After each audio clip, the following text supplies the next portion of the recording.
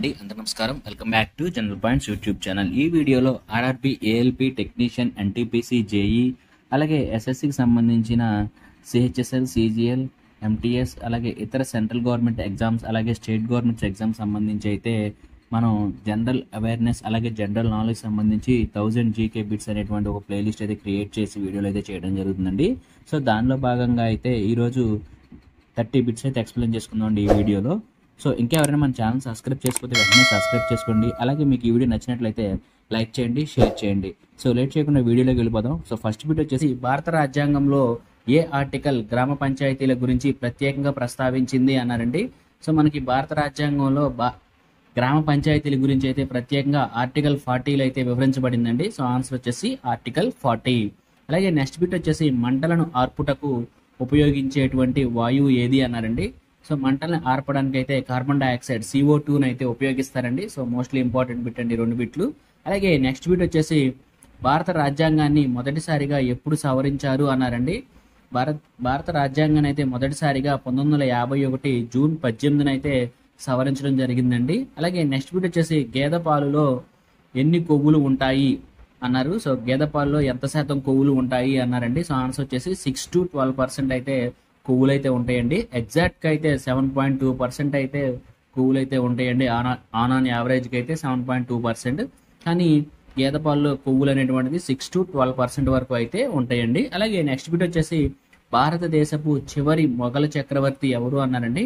So భారతదేశపు చివరి మొఘల్ చక్రవర్తి వచ్చేసి బహదూర్ షా జాఫర్. అలాగే నెక్స్ట్ బిట్ వచ్చేసి ఫతేపూర్ సిక్రీలోని జామా మసీద్ ఎవరు నిర్మించారు అన్నారండి. ఫతేపూర్ సిక్రీలోని జామా మసీద్ని అక్బర్ గారు అయితే నిర్మించడం జరిగిందండి. మొఘల్ చక్రవర్తి అయినటువంటి అక్బర్ గారు అయితే నిర్మించడం జరిగింది. అలాగే నెక్స్ట్ బిట్ వచ్చేసి పోర్చుగీస్ వారు భారతదేశంలో తమ మొదటి కర్మాగారాన్ని ఎక్కడ స్థాపించారు అన్నారండి. సో పోర్చుగీస్ వారు తమ మొదటి కర్మాగారాన్ని అయితే కాలికట్ 1500 AD సంవత్సరంలో అయితే నిర్మించడం జరిగిందండి. అలాగే నెక్స్ట్ బిట్ వచ్చేసి రెండవ తరైన్ యుద్ధం ఎప్పుడు జరిగింది అన్నారండి. సో రెండవ తరైన్ యుద్ధం వచ్చేసి క్రీస్తు శకం 1192 సంవత్సరంలో అయితే జరిగిందండి.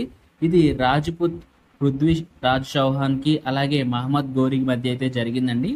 ఈ రెండవ తరైన్ యుద్ధంలో మహమ్మద్ గోరీ గారు అయితే విజయం సాధించడం అయితే జరిగిందండి. అలాగే నెక్స్ట్ బిట్ వచ్చేసి భారత జాతీయ కాంగ్రెస్ ఎప్పుడు స్థాపించబడింది అన్నారండి. సో మోస్ట్ ఇంపార్టెంట్ బిట్ అండి, చాలా ఎగ్జామ్స్ లో రిపీటెడ్ అడిగిన బిట్. భారత జాతీయ కాంగ్రెస్ అనేటువంటిది డిసెంబర్ 28న 1885 సంవత్సరంలో అయితే స్థాపించడం జరిగిందండి. సో చాలా ఎగ్జామ్స్ లో అడిగారు, ఇయరే అడిగారు చాలా సార్లు. భారత జాతీయ కాంగ్రెస్ అనేటువంటిది 1885 సంవత్సరంలో డిసెంబర్ 28వ తారీఖున అయితే స్థాపించబడిందండి. అలాగే నెక్స్ట్ బిట్ వచ్చేసి బ్రహ్మ సమాజ స్థాపకుడు ఎవరు అన్నారండి.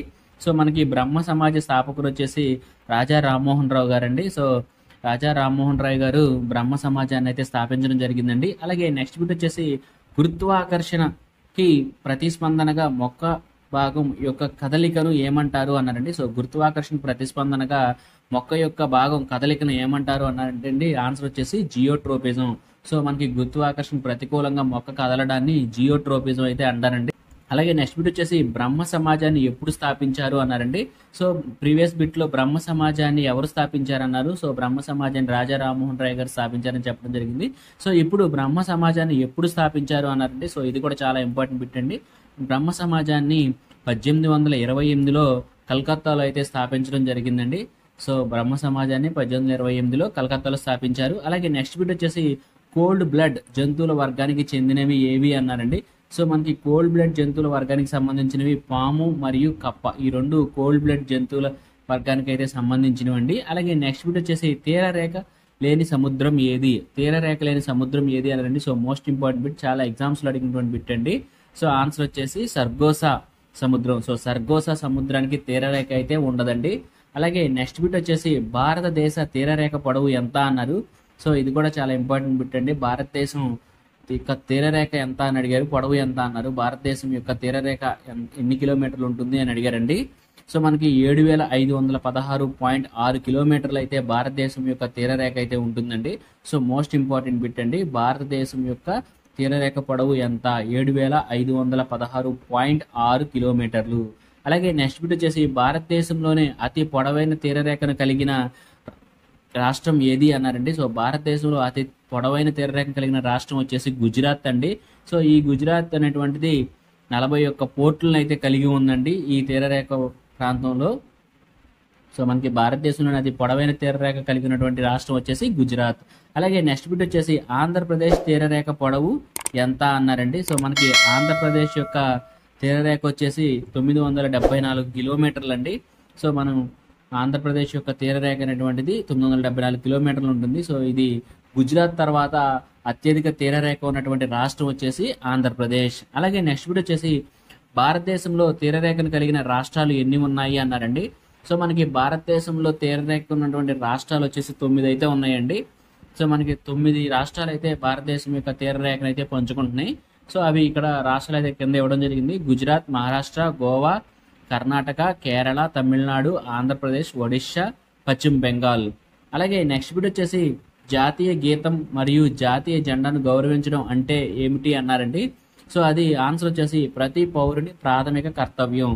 సో మనకి జాతీయ గీతాన్ని అలాగే జాతీయ జెండాను గౌరవించడం అనేటువంటిది ప్రతి పౌరుని యొక్క ప్రాథమిక కర్తవ్యం అండి. ఇది ఆర్టికల్ 51A అయితే పొందుపరచడం జరిగిందండి.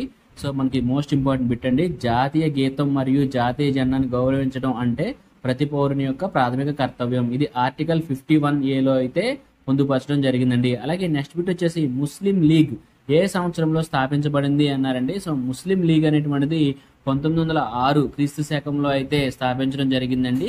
సో దీన్ని ఢాకా నవాబ్ ఆగా ఖాన్ అలాగే ఢాకాలో నవాబ్ మొహిన్ ఉల్ ముక్ గారు వీళ్ళిద్దరైతే స్థాపించడం జరిగిందండి. సో మనకి ముస్లిం లీగ్ని ఎవరు స్థాపించారు అన్నారు, ఎప్పుడు స్థాపించారు అని అడిగారండి. సో మనకి ముస్లిం లీగ్ అనేటువంటిది 1906 క్రీస్తు శకంలో అయితే స్థాపించడం జరిగింది. దీన్ని ఢాకా నవాబ్ ఆగా ఖాన్ అలాగే ఢాకాలో నవాబు మొహిన్ ఉల్ ముక్ వీళ్ళిద్దరూ అయితే కలిసి స్థాపించడం అయితే జరిగిందండి. అలాగే నెక్స్ట్ బిట్ వచ్చేసి హర్ప నాగరికత ఏ సంవత్సరంలో కనుగొనబడింది అన్నారండి. సో హర్ప నాగరికత అనేటువంటిది 1921 సంవత్సరంలో అయితే కనుగొనబడిందండి. అలాగే నెక్స్ట్ బిట్ వచ్చేసి రాజ్యాంగంలో ఆర్టికల్ 1 దేనికి సంబంధించినది అన్నారండి. సో మనకి భారత రాజ్యాంగంలో ఆర్టికల్ 1 అనేటువంటిది భారత రాష్ట్రాల యూనియన్ గా అయితే పేర్కొనడం జరిగిందండి. సో మనకి రాజ్యాంగంలోని ఆర్టికల్ 1 దేనికి సంబంధించింది అన్నారు. సో ఆన్సర్ వచ్చేసి భారత్ రాష్ట్రాల యూనియన్ గా అయితే పేర్కొనబడిందండి. అలాగే నెక్స్ట్ బిట్ వచ్చేసి రాజ్యాంగంలోని ఆర్టికల్ 14 దేనికి సంబంధించినది అన్నారండి. సో రాజ్యాంగంలోనేటువంటి ఆర్టికల్ 14 అనేటువంటిది చట్టం ముందు అందరూ సమానులే అనేటువంటిది అయితే పేర్కొనబడిందండి. సో మనకి ఆర్టికల్ 14 అనేటువంటిది చట్టం ముందు అందరూ సమానులే అనేటువంటిది అయితే సూచిస్తుందండి. అలాగే నెక్స్ట్ బిట్ వచ్చేసి రాజ్యాంగంలోని ఆర్టికల్ 12 నుంచి 35 వరకు దేనికి సంబంధించినవి అన్నారండి. సో ఆర్టికల్ 12 to 35 అనేటువంటివి ప్రాథమిక హక్కులకు సంబంధించినటువంటి ఆర్టికల్స్ అండి. సో మోస్ట్లీ ఇంపార్టెంట్ బిట్ అండి. ప్రాథమిక హక్కులు ఏ ఆర్టికల్ నుంచి ఏ ఆర్టికల్ వరకు ఉన్నాయని అడుగుతారు. సో 12 నుంచి 35 వరకు అయితే ఉన్నటువంటి ఆర్టికల్స్ ని ప్రాథమిక హక్కులను అయితే సూచిస్తాయండి. అలాగే నెక్స్ట్ బిట్ వచ్చేసి భారతదేశానికి చివరి బ్రిటిష్ గవర్నర్ జనరల్ ఎవరు అన్నారండి. భారతదేశానికి చివరి బ్రిటిష్ గవర్నర్ జనరల్ వచ్చేసి Lord Mountbatten. So Lord Mountbatten గారు అయితే మనకి భారతదేశానికి చివరి బ్రిటిష్ గవర్నర్ జనరల్ అండి. సో ఇది ఇక్కడ గుర్తుపెట్టుకోవాల్సిన అంశం ఏంటంటే చివరి బ్రిటిష్ గవర్నర్ జనరల్ అన్నారు. సో బ్రిటిష్ చివరి గవర్నర్ జనరల్ వచ్చేసి లార్డ్ మౌంట్ బాటన్. అలాగే నెక్స్ట్ బిట్ వచ్చేసి స్వతంత్ర భారతదేశానికి మొదటి మరియు చివరి భారతీయ గవర్నర్ జనరల్ ఎవరు అన్నారండి. ఇక్కడ ఈ బిట్ లో భారతీయ గవర్నర్ జనరల్ అన్నారండి. సో ఆన్సర్ వచ్చేసి చక్రవర్తి రాజగోపాలాచారి. సో ఈ రెండు బిట్లు అనేటువంటి చాలా ఇంపార్టెంట్ బిట్లు అండి, చాలా ఎగ్జామ్స్ లో అడిగినటువంటి బిట్లు. సో బ్రిటిష్ గవర్నర్ జనరల్ అంటే లార్డ్ మౌంట్ బాటన్, చివరి బ్రిటిష్ గవర్నర్ జనరల్ అంటే లార్డ్ మౌంట్ బాటన్. అలాగే స్వతంత్ర భారతదేశానికి మొదటి అలాగే చివరి భారతీయ గవర్నర్ జనరల్ అంటే చక్రవర్తి రాజగోపాలాచారి. అలాగే నెక్స్ట్ బిట్ వచ్చేసి భారతదేశ తొలి గవర్నర్ జనరల్ ఎవరు అన్నారండి. సో భారతదేశానికి తొలి గవర్నర్ జనరల్ వచ్చేసి Warren Hastings. So Warren Hastings గారు అయితే భారతదేశం యొక్క తొలి గవర్నర్ జనరల్. సో ఈయన బ్రిటిష్ వారండి. అలాగే నెక్స్ట్ బిట్ వచ్చేసి పంచాయతీరాజ్ 3 అంచెల వ్యవస్థను మొదటిసారిగా ఆమోదించిన భారత రాష్ట్రం ఏది అన్నారండి. సో మనకి పంచాయతీరాజ్ వ్యవస్థను ఆమోదించిన మొదటి రాష్ట్రం వచ్చేసి రాజస్థాన్. అలాగే నెక్స్ట్ బిట్ వచ్చేసి పంచాయతీరాజ్ అభివృద్ధికి ముఖ్యమైన కమిటీలు ఏవి అన్నారండి. సో మనకి పంచాయతీరాజ్ వ్యవస్థను ఏర్పరచడానికి ముఖ్యమైనటువంటి 3 కమిటీలు వచ్చేసి బల్వంతరాయ్ కమిటీ, ఇది 1957 సంవత్సరంలో అయితే వేయడం జరిగిందండి. అలాగే అశోక్ మెహతా కమిటీ 1978లో, అలాగే జీవీకే రావు కమిటీ 1985లో. సో ఈ 3 కమిటీలు బేస్ చేసుకుని పంచాయతీరాజ్ వ్యవస్థను అయితే మన దేశంలో ప్రవేశపెట్టడం జరిగిందండి. అలాగే నెక్స్ట్ బిట్ వచ్చేసి భారతదేశంలో అతిపెద్ద రాష్ట్రం ఏది విస్తీర్ణ పరంగా అని అడిగారండి. సో భారతదేశంలో అతిపెద్ద రాష్ట్రం వచ్చేసి విస్తీర్ణ పరంగా Rajasthan. RRB ALP technician NTPC జేఈకి సంబంధించి అలాగే ఇతర సెంట్రల్ గవర్నమెంట్ స్టేట్ గవర్నమెంట్ జాబ్కి సంబంధించి అయితే జనరల్ నాలెడ్జ్ బిట్స్ అయితే 30 బిట్స్ అయితే ఎక్స్ప్లెయిన్ చేసుకోవడం జరిగింది. సో ఎవరైనా railway ALP technician NTPC JEE వీళ్ళకి ప్రిపేర్ అవుతున్నారో వాళ్ళు మన వీడియోస్ని అయితే చూసి రిఫర్ చేసుకోండి బిట్స్ అయితే. అలాగే ఇంకెవరైనా మన ఛానల్ సబ్స్క్రైబ్ చేసుకోకపోతే వెంటనే సబ్స్క్రైబ్ చేసుకోండి. మీకు ఈ వీడియో నచ్చినట్లయితే లైక్ చేయండి, షేర్ చేయండి. Thank you very much. జై హింద్.